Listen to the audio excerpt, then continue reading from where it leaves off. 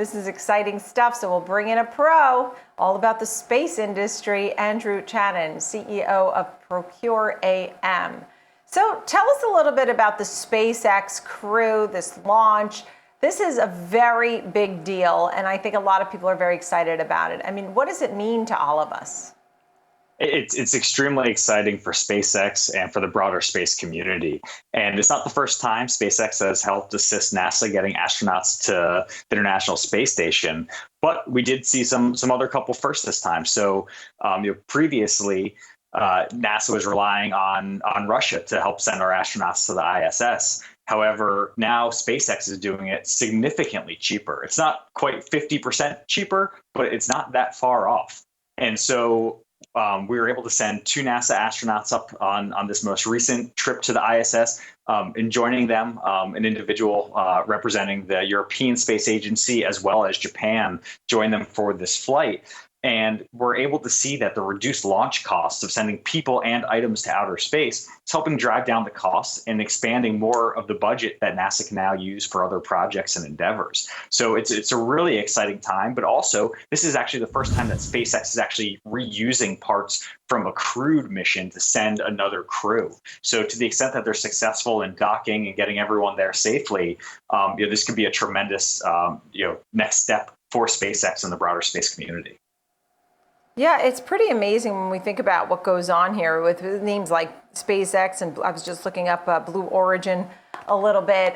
It's so important, but when it talks about what's going on here and trying to help out NASA rather than Russia, it really is amazing. We talk about opportunities for investors, right? We may not be on the mission ourselves, but there's opportunities for us to invest in this. So tell me more about investing opportunities in the space industry. So there really are so many different companies that are now competing in the space industry, and some are still private, like a SpaceX or a Blue Origin that you had mentioned, but there are also still many publicly traded companies that are doing some things in space or are actually pure play space companies. And so what UFO does is actually looks for the universe of global publicly traded space companies of certain market cap, revenues, things like that. And it looks for companies that at least 80% of the fund is focused on these companies that are deriving a majority of their revenue from space-related businesses, activities, and service. Think satellite manufacturers and operators. Think launch companies, companies that are doing things like Earth observation or imagery. And there's a ton of exposure to satellites, communications companies as well.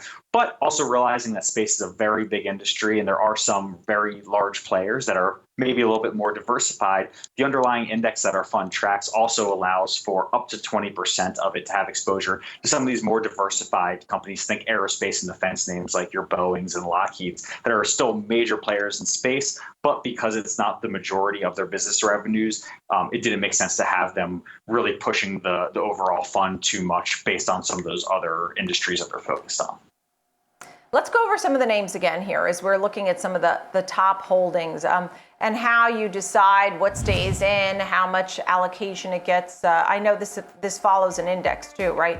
But when you look at some of these names, are you more excited about some than others because of the trends, without recommending the specific stocks, but some of the trends that you've been seeing in the industry?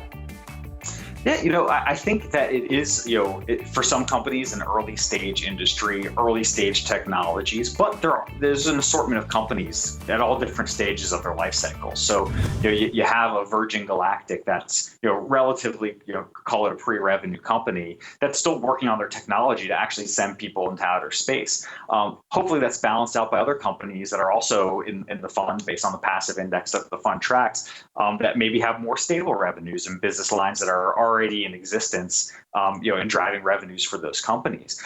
That said, Orbcomm that you pulled up, currently the top holding was roughly, in the bottom half of the top 10 holdings up until a couple weeks ago. It's the only UFO's the only space fund that had an exposure to Orbcomm, and that stock 50% overnight on the announcements that it is being acquired in a cash deal. So, I think there's a lot of potential buyers and investors for space companies or space technologies. We've actually seen Canadian pensions scooping up, large stakes in a lot of different space companies. And so, it's tough to pick who's going to be that next one in demand. But I think UFO offers that diversification to companies from all different parts of the economy. Let me ask you this. I mean, other than I think of the Science Times on Tuesday in the New York Times, I'm sure you've looked through that. What is somebody who lives for space and out of this world investing? What is something that you look at each day? I mean, I watch the US dollar, right? I'm watching Bitcoin. I mean, what are you watching? Fortunately, this is something where there's so much information now coming out about the space industry. The media coverage has picked up rapidly, and investment appetite's also picked up rapidly. So it's tough to say that there's one spot to look at, because now it's not just. Are you seeing a lot of inflows? Oh, certainly. This year, our AUM has gone up by almost 100 million in assets this year alone. So I think the word's getting out. There's not just coverage from the scientific community, but also from the financial media, which I think is really important, because space has been an industry historically that's been tough to raise capital into. But now people are very excited about some of the prospects of some of the companies, the technologies, and really space is going through a massive transformation right now, where because technologies are improving, the cost of sending people and items into outer space are significantly dropping. It's allowing so many new entrants into the marketplace. So it's really interesting to be able to get exposure to the space industry by a diversified fund, we think, such as UFO.